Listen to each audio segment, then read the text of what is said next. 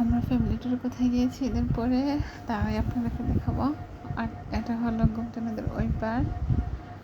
আর বিশেষ করে বাচ্চাদের জন্য খুব সুন্দর একটা পরিবেশ, বাচ্চারা খুব এনজয় করতে পারবে। তাছাড়া বড়রাও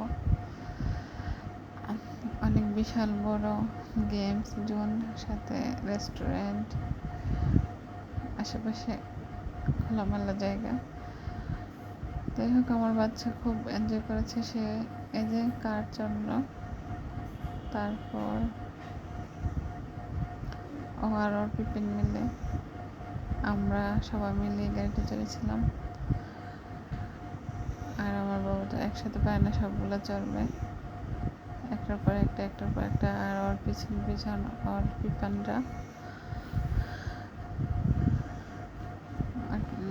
সাথে ওর বাবাও ছিল।